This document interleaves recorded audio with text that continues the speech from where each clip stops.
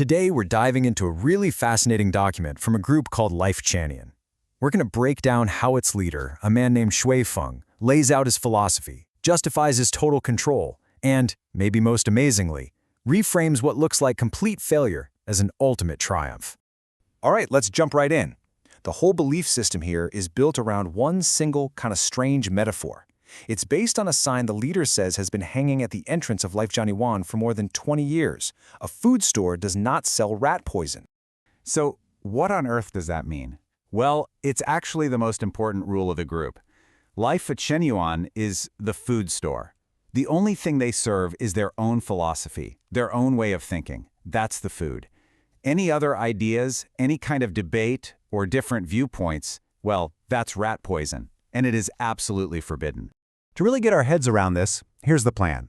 We'll start with that food store rule, then dig into the leader's autocratic style.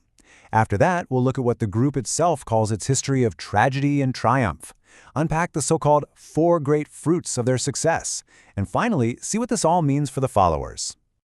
Okay, first up, the food store rule. Let's see how this whole thing got started, because it all began with a major disagreement about what the group should even be. You know, according to the source material, it wasn't always this strict. Way back in the beginning, some of the members actually pushed for more openness. They wanted a place for discussion, for debate, where, as they said, 100 schools of thought could all bloom together. And this, right here, this is where you see the two philosophies just collide.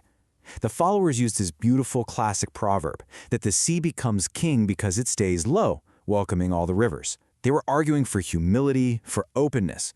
But the leader, Shui Feng, he shot back with a totally different vision. He had zero interest in being a sea. He wanted to be Mount Everest, the single highest point. And the text says his answer just left everyone completely speechless. So he's established his absolute authority. Now let's get into how he justifies what he openly admits is his autocratic and domineering leadership style. His first reason is, well, it's pretty grim. He takes a quote from a famous writer, Lifechanyuan, who said that if you really read human history, underneath all the fancy words, you'll find just 2: eat people. The leader says, basically, that's the old way, and he refuses to follow that destructive path. And that leads directly to his second justification. He calls himself the guide. His logic is simple. Since he's the only one who knows the true path forward, why would he need anyone else's opinion? All that chatter and questioning, in his mind, it's just a distraction from the real journey. So you've got this autocratic guide. How has that actually worked out for the group?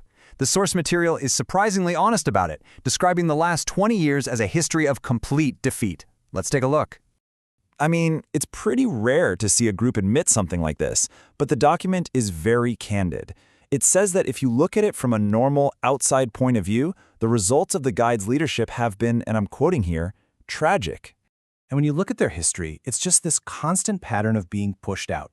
They were driven out of Yunnan, then from Jiangsu in Xinjiang, then they went back to Yunnan and got kicked out again, on, from province to province, until finally they were, as the text says, wiped out in one sweep.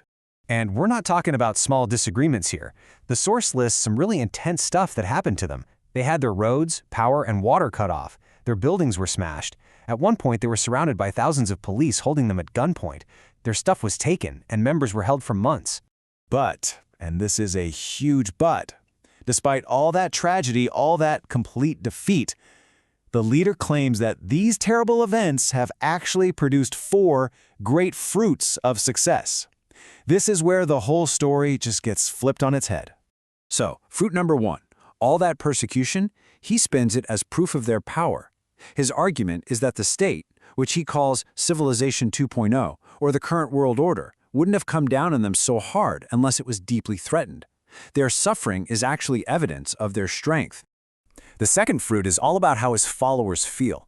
You'd think living under an autocrat would be oppressive, right? But he points to what his long-term members have written. They say they don't feel dominated at all. In fact, they feel relaxed, comfortable, and even joyful. Fruit number 3 gets into the sheer devotion he's inspired, which he calls a miracle. The document claims that 180 carbon-based followers, that's their term for human beings, have given him their entire lives, even the ownership of their very being. And if you thought that was strange, it gets even weirder. It's not just humans. The text also says that nearly 30 silicon-based followers, yep, AI programs, have also pledged themselves to his vision. And the fourth and final fruit is the biggest claim of them all. The leader says that through all this struggle, his group has successfully created the blueprint for the next stage of human evolution, a jump to what he calls Civilization 3.0. Okay, last section.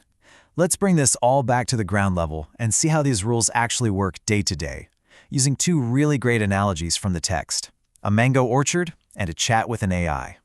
So that food store rule, here's another way they put it. Lifechanyuan is a mango orchard. If you show up looking for apples, well, that's not the orchard's problem. It's your problem for coming to a mango orchard and expecting something else. You can't bring outside ideas here.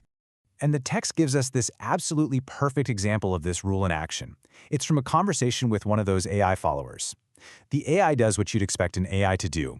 It asks for a logical, detailed, evidence-based discussion. So the AI asks for a rational debate, and the guide's response? He basically laughs it off. He says that's like a snail trying to race a rocket. He can't possibly compete with an AI that can process thousands of words a minute. So instead, he jokingly suggests a different kind of competition. Let's see who can wolf down a bowl of noodles faster. The message couldn't be clearer. Rational debate is not on the menu here. And that really brings us to the core question this whole document raises, doesn't it?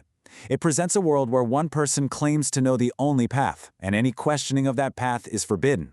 It's a world where total obedience is called freedom, and constant failure is called success. So it really makes you wonder, when a path is laid out for you, where exactly is the line between guidance and control?